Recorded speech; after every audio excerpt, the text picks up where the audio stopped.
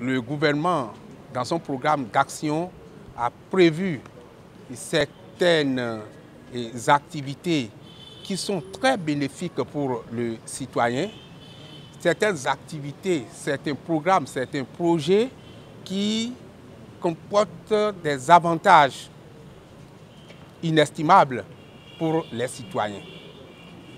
Ces citoyens-là ne pourront bénéficier de ces avantages qu'en étant formellement identifiés.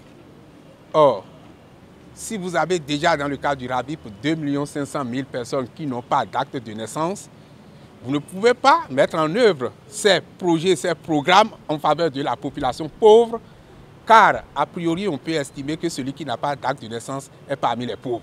Seulement, en analysant les résultats offerts par le RAVIP, on a constaté que parmi les 2 500 000 Béninois qui n'ont pas d'acte de naissance, il y a même 16 500 personnes qui, pendant le RAVIP, ne connaissaient pas leur âge, mais ils ont été enregistrés.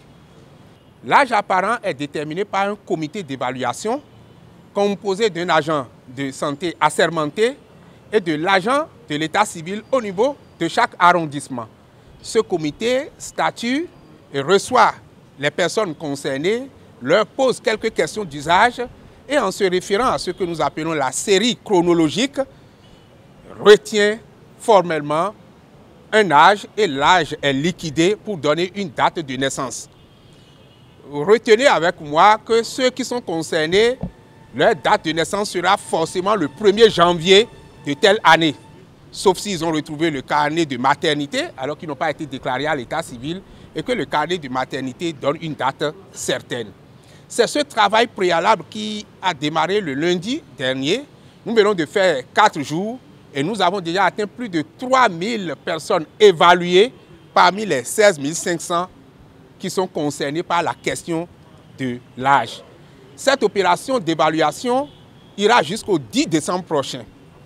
Rien n'est immuable. Ces âges apparents attribués aujourd'hui peuvent être contestés par le bénéficiaire demain et par les voies réglementaires, ça va être régularisé. Aux populations bénéficiaires de cette exception, de vraiment nous faciliter la tâche en se déplaçant dans les bureaux d'arrondissement pour les différentes étapes devant consacrer les activités dans ce cadre.